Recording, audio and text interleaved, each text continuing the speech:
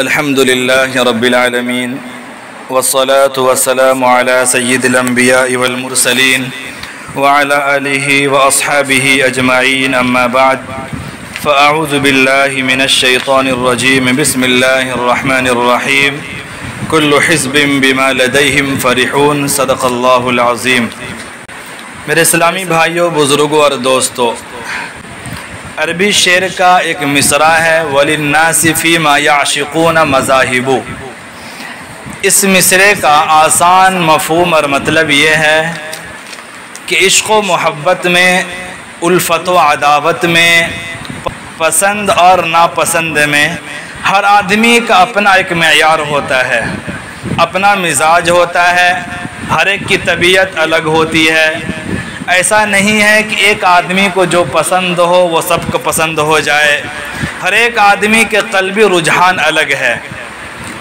ہاں، یہ ضرور ہے کہ ہر آدمی کے ترجیحات اور مرغوبات کو دیکھ کر کے اس کے دلی رجحان کا اندازہ لگایا جا سکتا ہے کہ یہ آدمی کس سوچ کا مالک ہے۔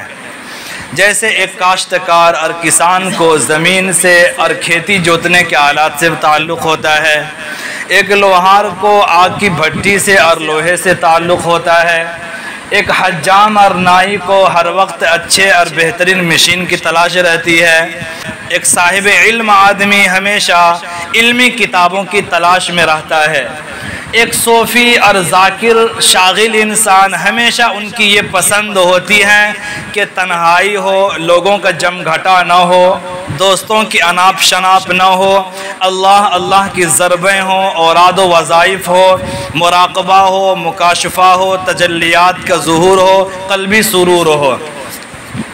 ایک مجاہد کی یہ پسند ہوتی ہے کہ میدان کارزار ہو، دشمنان دین سے برسر پیکار ہو، لاشوں کا انبار ہو، تلواروں کی جھنکار ہو، مرکب شہادت پر سوار ہو، رب کا دربار ہو، جنت کی بہار ہو، ادخلوها بسلام کی پکار ہو اور بخشش کا اظہار ہو۔ ایک سیاسی لیڈر کی یہ پسند ہوتی ہے کہ جلسے جلوس ہوں، ہنگامے ہو، زندہ آباد مرد آباد کی نعرے ہوں، فوٹوگرافر ہو، میڈیا والوں کی جمگھٹا ہو۔ ہمارے تبلیغی بھائی کی یہ پسند اور آرزو ہوتی ہے کہ 3 مہینے ہوں، چلے ہو اور اس طرح کے تشکیلی اس طرح کا بیان ہو کہ تشکیل میں لکھانے والے نام اتنے ہو کہ لکھنے والوں کو پریشانی ہو جائے۔ غرض کہ دنیا میں مختلف شعبوں سے تعلق رکھنے والوں کی پسند اپنی اپنی ہوتی ہے۔ کسی کی پسند کھلاڑی ہے، کسی کی پسند ایکٹرس ہیں، کسی کو ناچ گانے پسند ہیں، کسی کو میوزک پسند ہے، کسی کو موویز پسند ہے، ہر ایک کی اپنی اپنی پسند ہے۔ آج میں آپ کو رسول اللہ صلی اللہ علیہ وسلم اور آپ کے جانثاروں کی پسند کے بارے میں بتانا چاہتا ہوں۔ اللہ تعالی ہمیں صحیح کہنے کی توفیق عطا فرمائے۔ اللہ کے نبی صلی اللہ علیہ وسلم ایک مرتبہ مجلس میں بیٹھے ہیں، خلفائے راشدین بھی ہیں اور دیگر صحابہ کرام ہیں۔ اللہ کے نبی نے فرمایا حبب الی من دنیاکم، تمہاری دنیا سے مجھے 3 چیزیں پسند ہے۔ جب اللہ کے نبی نے یہ فرمایا تو تمام صحابہ ہمہ تنگوش ہو گئے، نبی کو کیا پسند ہے، ذرا سنو تو صحیح۔ تو اللہ کے نبی نے فرمایا مجھے خوشبو پسند ہے، عورت پسند ہے اور نماز میری آنکھوں کی ٹھنڈک کا ذریعہ ہے۔ نمبر 1، ہمیں خوشبو پسند ہے، وہ اس لیے کہ اسلام طہارت و نظافت والا مذہب ہے، اس صفائی اور پاکیزگی کا علم بردار والا مذہب ہے۔ قرآن پاک میں خود اللہ تعالیٰ نے فرمایا کہ اللہ تعالیٰ بہت زیادہ صفائی اور پاکیزگی اختیار کرنے والوں کو پسند کرتا ہے، اور ایک حدیث میں اللہ کے نبی نے فرمایا صفائی اور پاکیزگی آدھا ایمان ہے۔ اللہ کے نبی صلی اللہ علیہ وسلم کا پورا وجود خوشبو والا ہے۔ حضرت جابر رضی اللہ تعالیٰ عنہ فرماتے ہیں کہ اللہ کے نبی کا گزر کسی گلی سے ہو جاتا، اس کے بعد اگر کوئی آدمی نبی کے تلاش میں نکلتا تو خوشبو سے اسے معلوم ہو جاتا کہ ہمارے نبی کس گلی سے گزرے ہیں، اس قدر آپ کا وجود خوشبو والا ہے۔ آپ کے خادم خاص حضرت انس رضی اللہ تعالیٰ عنہ کی والدہ ام سلیم ان کے گھر میں اللہ کے نبی بکثرت جایا کرتے تھے آرام کرنے کے لیے۔ حضرت ام سلیم رضی اللہ عنہ چمڑے کا بستر بچھا دیا کرتی تھی، اللہ کے نبی آ کر کے اس پر آرام فرمایا کرتے تھے۔ آپ جب لیٹ جاتے تھے تو آپ کے بدن سے پسینہ زیادہ نکلتا تھا۔ حضرت ام سلیم شیشے کے برتن میں پسینہ کو اٹھا کر کے ڈال لیا کرتی تھی۔ اللہ کے نبی نے ایک مرتبہ دیکھا تو پوچھا تم یہ کیا کر رہی ہو؟ اس نے کہا یا رسول اللہ میں آپ کے پسینے کو خوشبو کے شیشی میں ملا دیتا ہوں تاکہ خوشبو میں اور زیادہ اضافہ ہو جائے۔ تو اللہ کے نبی کا وجود سراپا خوشبو والا، پھر بھی نبی کی یہ قلبی رجحان ہے کہ اللہ کے نبی کو خوشبو پسند ہے۔ دوسری چیز اللہ کے نبی کو عورت پسند ہے۔ ایک آدمی جب یہ پہلی بار سنے گا تو اس کا ذہن اس طرف جاتا ہے کہ نعوذ باللہ اس کے مطلب ہمارے نبی عیاش تھے، اس کو عورت پسند تھی۔ وہ آدمی جس کا ذہن ہی سڑا ہوا ہو، جس کا فطرت ہی خراب ہو، وہ زیادہ تر یہی سوچے گا، جبکہ اس کی سب سے بڑی وجہ کیا ہے کہ اللہ کے نبی کو عورت کیوں پسند تھی؟ اس کی وجہ کیا ہے؟ ہر انسان جس کے دل میں درد ہو اسے مظلوم انسان سے محبت ہوتی ہے، چاہے وہ کسی بھی دھرم سے تعلق رکھنے والا ہو۔ اگر وہ مظلوم ہے، کوئی آدمی اسے مار رہا ہے، کاٹ رہا ہے، سامنے والا دیکھ کر کے دل میں درد محسوس کرتا ہے۔ اللہ کے نبی صلی اللہ علیہ وسلم جس وقت دنیا میں تشریف لائے، پوری دنیا میں سب سے مظلوم مخلوق عورت تھی۔ روم والے اسے شیطان کی بیٹی کہتے تھے، یونان کے لوگ اسے حیوان نما شکل میں انسان قرار دے کر بازاروں میں غلام بنا کے بیچ دیا کرتے تھے، اور عرب کی حالت یہ تھی کہ لڑکی پیدا ہو جائے تو زندہ زمین میں گاڑ دیا کرتے تھے۔ ایسے ماحول میں اللہ کے نبی نے فرمایا کہ مجھے عورت پسند ہے۔ پھر اللہ کے نبی نے عورت کو ماں کا درجہ دیا، بیوی کا درجہ دیا، بیٹی کا درجہ دیا، اور ہر ایک کے لیے شریعت کے اعتبار سے ان کے مراتب کو مقام کو مرتب کیا۔ یہ مقصد ہے کہ اللہ کے نبی کو عورت پسند ہے۔ ہر ایک کے الگ حقوق ہے، وہ سب تو ابھی بیان نہیں کروں گا۔ تیسری چیز اللہ کے نبی نے فرمایا نماز میری آنکھوں کی ٹھنڈک کا ذریعہ ہے۔ ارے یہ کیوں نہ ہو، ہر آدمی اپنے محسن کا شکریہ ادا کرنا چاہتا ہے۔ آپ بیمار ہیں، پریشان حال ہیں، گھر میں بستر پر لیٹے ہوئے ہیں، کوئی ایسا آدمی نہیں ہے جو آپ کو ہاسپٹل تک چھوڑ دے۔ ایک آدمی آپ کو پہچانتا نہیں، آپ کے پاس آیا، آپ کو گاڑی پہ اٹھایا، بیٹھا کر کے جا کر کے ہاسپٹل میں ایڈمٹ کر دیا، آپ کے علاج و معالجہ کی اس نے فکر کی، آپ کی طبیعت ٹھیک ہو گئی، آپ کے دل سے یہ آواز نکلے گی کہ اس بندے کا شکریہ ادا کرنا چاہیے۔ تو ایک صحیح فطرت والا آدمی اپنے محسن کا شکریہ ادا کرنا چاہتا ہے۔ اللہ کے نبی اللہ تبارک و تعالیٰ نے ہم پر اتنے انعامات دیے ہیں کہ ہم گن بھی نہیں سکتے۔ ہمارے وجود میں کتنے سارے انعامات ہیں، ہم لوگ اصل میں کبھی اس طرف غور و فکر نہیں کرتے۔ ہم یہ سمجھتے ہیں کہ مال و دولت اللہ کا انعام ہے، بڑے بڑے بنگلے مل جائیں اللہ کا انعام ہے، گھر کے سامنے تیز رفتار گاڑی ہو اللہ کے انعام ہے، ہمارے باڈی میں کتنی نعمتیں ہیں، ہمارا ذہن ادھر کبھی نہیں جاتا۔ ایک حکایت سن لیجئے، ایک اللہ والے بزرگ کے پاس ایک فقیر آدمی مانگنے کے لیے آیا، ہاتھ پھیلایا کہ میں غریب فقیر ہوں، میرے پاس کھانے پینے کے لیے کچھ بھی نہیں ہے، آپ ہمیں کچھ عنایت کر دیجئے۔ اللہ والوں نے کہا تم جھوٹ بولتے ہو، تم بہت مالدار ہو، تمہارے پاس تو لاکھ اور کروڑ روپیہ بھی تمہاری ملکیت میں ہے، تم اتنے مالدار ہو کر کے کیسے مانگ سکتے ہو؟ وہ غریب آدمی حیران پریشان ہو گیا، میرے جیب میں ایک روپیہ تک نہیں، آپ ہمیں لاکھ پتی کروڑ پتی کیسے کہہ رہے ہیں؟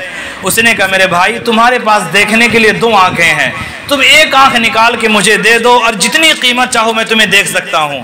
اس نے منع کیا، یہ کیسے کر سکتا ہوں؟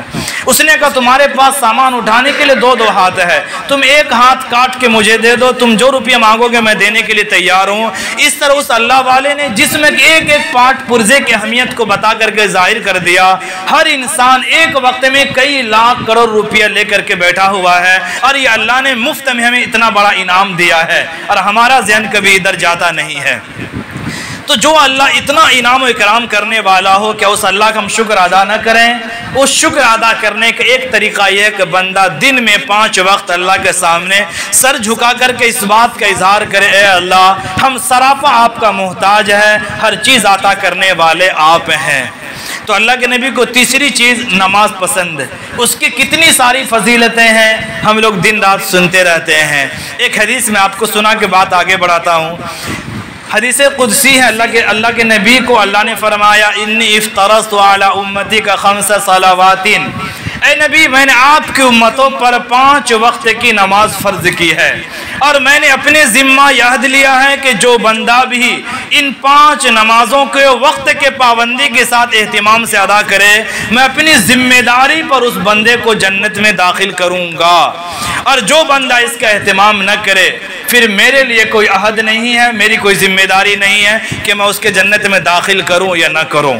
تو کتنی بڑی فضیلت ہے نماز کی۔ تو اللہ کے نبی نے اپنی پسند بیان کی، خاموش ہو گئے۔ حضرت ابو بکر صدیق رضی اللہ تعالیٰ عنہ، یا رسول اللہ آپ نے سچ کہا لیکن مجھے بھی 3 چیزیں پسند ہے۔ کیا پسند ہے؟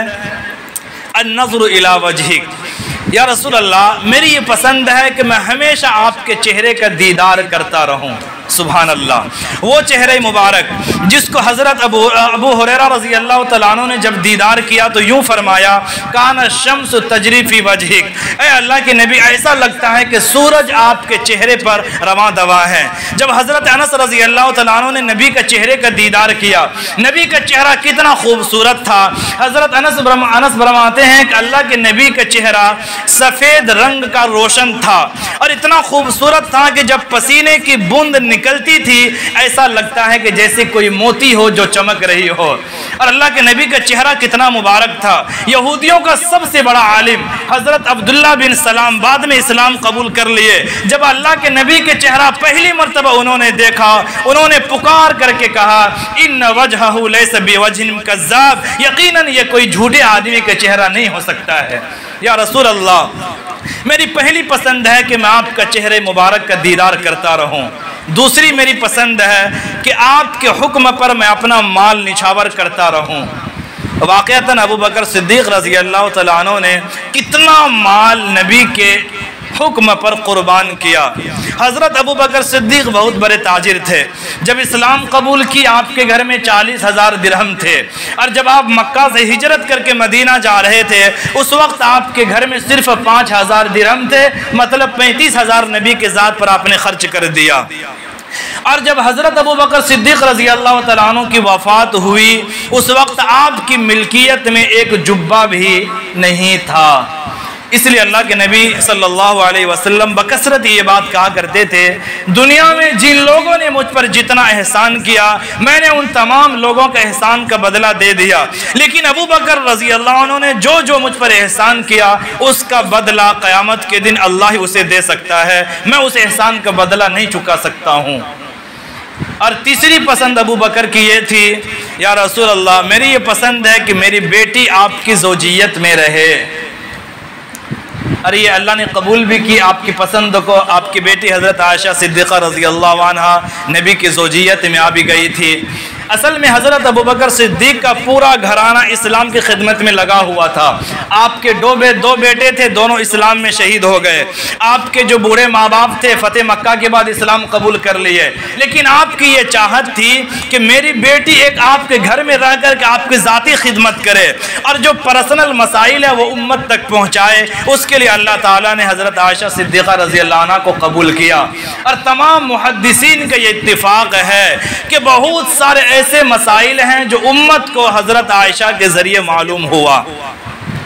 بڑے بڑے اکابر صحابہ کرام جب بھی وراثت کے مسئلے میں اختلاف ہوتا آ کر کے حضرت عائشہ صدیقہ رضی اللہ عنہ کے دروازہ کھٹکھٹاتے اور مسائل معلوم کر کے وہاں سے جاتے۔ تو ابو بکر رضی اللہ عنہ کو 3 چیزیں پسند: نبی کے چہرے کا دیدار کرنا، نبی کے بات پر مال خرچ کرنا، اور نبی کی زوجیت میں ایک بیٹی رہے۔ ابو بکر اپنی پسند بیان کر کے خاموش ہو گئے۔ حضرت عمر رضی اللہ تعالیٰ عنہ کی باری ہے۔ ابو بکر تم نے سچ کہا لیکن مجھے بھی 3 چیزیں پسند ہے۔ کیا کیا پسند ہے؟ 2 چیزیں: الامر بالمعروف والنہی عن المنکر۔ 2 چیزیں تو یہ ہے، اچھائی کا حکم کرنا، برائی سے روکنا، یہ مجھے پسند ہے۔ یہ کام تمام انبیاءوں کا رہا ہے اور تمام انبیاء علیہم السلام اسی کام کے لیے بھیجے جاتے تھے۔ اس کے بعد یہ کام ان لوگوں کا ہے جو نبی کے سچے جانشین اور سچے وارث ہیں۔ حضرت عمر فاروق رضی اللہ تعالیٰ عنہ چونکہ انبیاء کے سچے وارث تھے اور آپ کی ذات میں یہ صفت بہت نمایاں تھی، اسی لیے اللہ کے نبی نے فرمایا تھا اگر میرے بعد کوئی نبی ہوتا تو عمر ہوتا۔ ابو بکر کا نام آپ نے نہیں لیا تھا۔ اگر میرے بعد کوئی نبی ہوتا تو عمر ہوتا۔ وہ اس لیے حضرت عمر فاروق رضی اللہ عنہ تعالیٰ کی ذات ایسی مبارک تھی کہ آپ کے وجود سے ہی برائی مٹ جایا کرتی تھی۔ اللہ کے نبی فرماتے ہیں کہ میرے پاس قریش کی چند عورتیں آئی تھی اور بلند آواز سے بات کر رہی تھی، اچانک حضرت عمر فاروق تشریف لائے، وہ تمام عورتیں بھاگی وہاں سے جا کر کے پردے کے پیچھے چھپ گئی۔ اللہ کے نبی کے چہرے پر مسکراہٹ ہے، اللہ کے نبی مسکرا رہے ہیں۔ عمر فاروق نے کہا یا رسول اللہ کیا ہوا؟ اللہ کے نبی نے کہا اے خطاب کے بیٹے، قسم اس اللہ کی جس کے قبضے میں محمد کی جان ہے، تم اگر کسی راستے سے جاتے ہو تو تمہیں دیکھ کر شیطان بھی راستہ بدل دیتا ہے۔ یہ حضرت عمر فاروق ہے کہ یہ کام تو تمام صحابہ نے کی، لیکن عمر فاروق رضی اللہ تعالیٰ عنہ کی خصوصیت یہ ہے کوئی بھی برائی دیکھتے تھے سب سے پہلے اپنے ہاتھ سے اس برائی کو ختم کرنے کی کوشش کرتے تھے۔ غزوہ تبوک کے موقع پر اللہ کے نبی نے ایک پیڑ کے نیچے میں صحابہ کرام سے جہاد پر بیعت لی۔ اس کے بعد دور دور سے لوگ اس درخت کے دیدار کرنے کے لیے آنے لگے۔ حضرت عمر فاروق رضی اللہ تعالیٰ عنہ نے اس درخت کو کاٹ کے ختم کر دیا، کہیں یہ اندیشہ ہوا کہ بعد میں چل کر کے لوگ اس درخت کو پوجا کرنا شروع نہ کر دے، اس لیے آپ نے برائی کو سر سے ختم کر دیا۔ تو حضرت عمر نے کہا مجھے 3 چیزیں پسند ہے، اچھائی کا حکم کرنا، برائی سے روکنا اور پرانا کپڑا پہننا۔ حضرت عمر فاروق رضی اللہ تعالیٰ عنہ 22 لاکھ مربع میل پر حکومت کرنے والے عظیم شہنشاہ، لیکن آپ کے بدن پر جو کرتا تھا 12 پیبند لگے ہوئے تھے، آپ کے سر پر جو عمامہ تھا پھٹے ہوئے تھے، آپ کے پاؤں میں جو جوتیاں تھی گھسی پیٹی تھی، اور اسی حالت میں شان و شوکت کے ساتھ فوج کو جنگ کے لیے روانہ کیا کرتے تھے۔ قیصر و کسریٰ کے بڑے بڑے وفود آ کر کے آپ سے ملا کرتے تھے۔ مسلمانوں کو شرم بھی ہوتی تھی، آگر کے کچھ مسلمانوں نے حضرت عائشہ سے اور آپ کے بیٹی حضرت حفصہ سے شکایت بھی کی۔ اس کے نتیجے میں حضرت عائشہ نے عمر فاروق کو بلا کے کہا کہ دیکھیے اب حالات بدل گئے ہیں، خوشحالی آ گئی ہے، اب اپنی زندگی کے حالات کو بدلیے، تھوڑا اچھا کپڑا پہننا شروع کیجئے۔ عمر فاروق رضی اللہ تعالیٰ عنہ نے افسوس کا اظہار کیا اور کہا اے ام المؤمنین، افسوس کہ آپ بھی ہمیں دنیا کی ترغیب دیتی ہے کہ آپ وہ دن بھول گئے جب آپ اللہ کے نبی کے ساتھ تھی اور آپ کے پاس صرف ایک کپڑا ہوتا تھا، دن میں بچھا کر کے سوتے تھے، رات میں اسے اوڑھ کر سویا کرتے تھے، کہ آپ وہ دن بھول گئے۔ تو عمر فاروق رضی اللہ تعالیٰ عنہ اس قدر سادگی کے ساتھ زندگی گزارا کرتے تھے۔ تو عمر فاروق نے اپنی پسند بیان کی۔ حضرت عثمان رضی اللہ تعالیٰ عنہ مجھے بھی 3 چیزیں پسند ہے۔ کیا ہے؟ بھوکوں کو کھانا کھلانا، ننگوں کو کپڑا پہنانا، یہ 2 چیزیں ہیں۔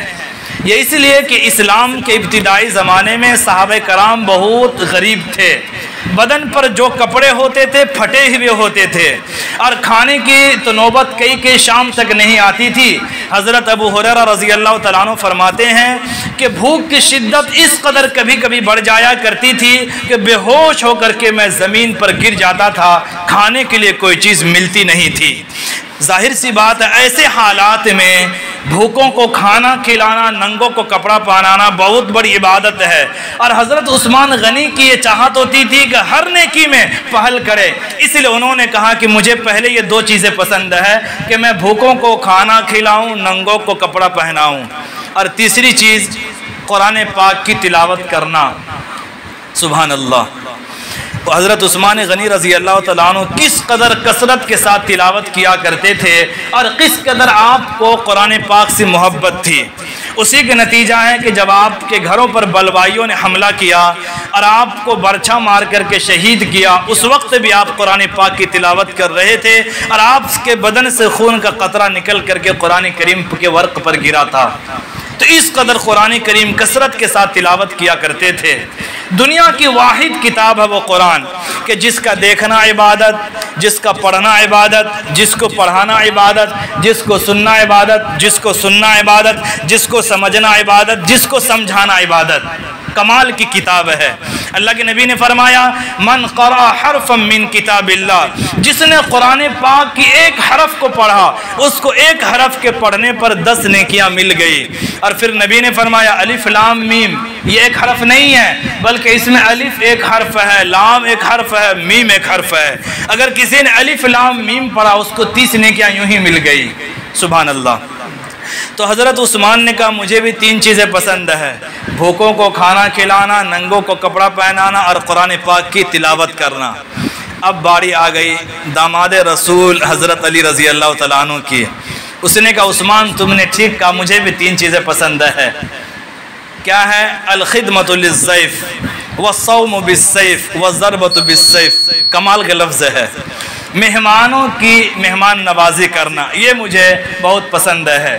گرمی کے مہینے میں روزہ رکھنا یہ مجھے پسند ہے، اور تلوار لے کر کے اللہ کے راستے میں جہاد کرنا یہ مجھے پسند ہے۔ سب کی اپنی اپنی پسند ہے۔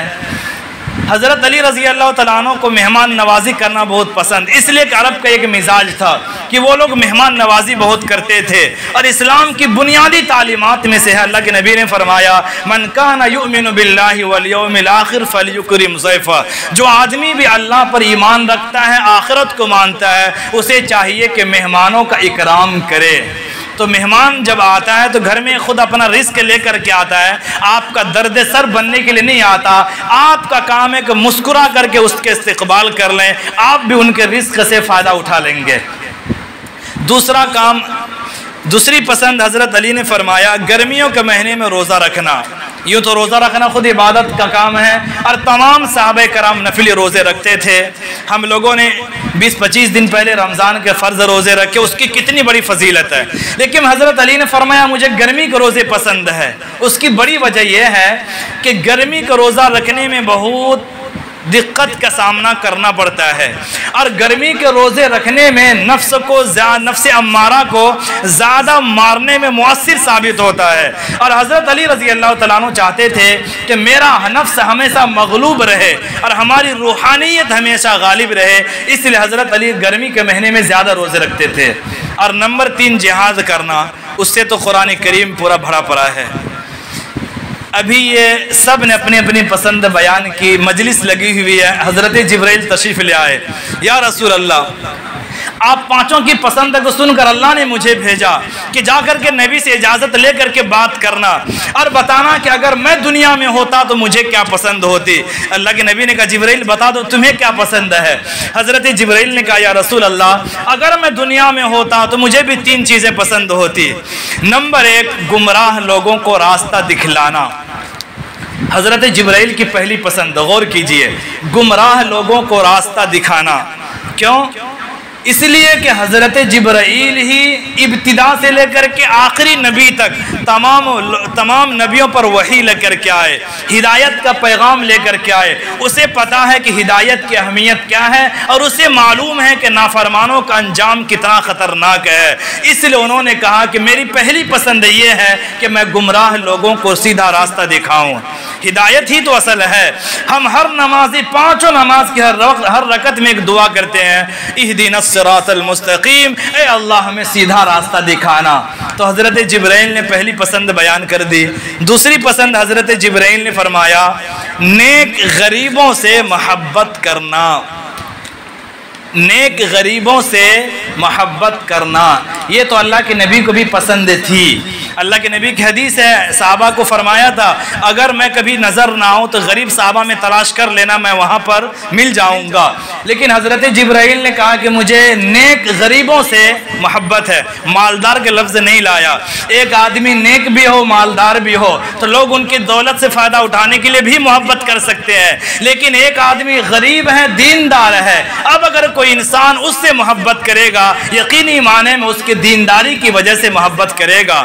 اور اللہ کے نبی نے فرمایا قیامت کے دن میدان حشر میں جب سخت دھوپ ہوگی، لوگ پریشان حال ہوں گے، 7 طرح کے لوگوں کو اللہ تعالیٰ عرش کے سائے میں جگہ دے گا، اور وہاں پر وہ لوگ بھی ہوں گے جو ایک دوسرے سے صرف اللہ کی رضا کے لیے محبت کرتے تھے۔ تو حضرت جبرائیل نے کہا میری پسند دوسری یہ ہے کہ نیک غریبوں سے محبت کروں، اور حضرت جبرائیل نے فرمایا میری تیسری پسند تنگ دست عیالداروں کی امداد کرنا، یعنی پریشان حال لوگوں کی مدد کرنا، یہ تو اللہ کے نبی کی فطرت تھی کہ کوئی بھی آدمی کو آپ پریشان دیکھتے تو آپ بے چین ہو جاتے تھے اور اس کی مدد کے لیے آپ چل دیتے تھے، اور صحابہ کرام کا بھی یہی مزاج تھا۔ حضرت ابن عباس رضی اللہ تعالیٰ عنہ کو وہ حدیث ہم لوگ بار بار سنتے ہیں، اعتکاف میں بیٹھے ہوئے تھے، ایک آدمی آیا بغل میں، ان کے شکل و صورت سے آپ کو ایسا لگا کہ یہ پریشان حال آدمی ہے۔ آپ نے پوچھا کیا پرابلم ہے، تم کیوں پریشان نظر آ رہے ہو؟ اس نے کہا کہ بات دراصل یہ ہے کہ میرے اوپر ایک لوگوں کا قرضہ ہے اور وہ قرضہ ادا کرنے کا وقت آ گیا، لیکن میرے پاس ادا کرنے کے لیے کچھ نہیں ہے۔ حضرت ابن عباس نے فرمایا بتاؤ میں تمہاری کیا مدد کر سکتا ہوں؟ اس نے کہا آپ تو اعتکاف میں ہیں۔ اس نے کہا نہیں بتاؤ تو صحیح میں تمہارا کچھ مدد کر سکتا ہوں۔ اس نے کہا جی ہماری کسی سے آپ سفارش کر دیجئے۔ حضرت ابن عباس رضی اللہ تعالیٰ عنہ جوتا لے کر کے مسجد سے باہر نکل گئے۔ اس شخص نے کہا آپ کو معلوم نہیں آپ اعتکاف میں ہیں، مسجد سے باہر نکلنے کی وجہ سے اعتکاف ٹوٹ جاتا ہے۔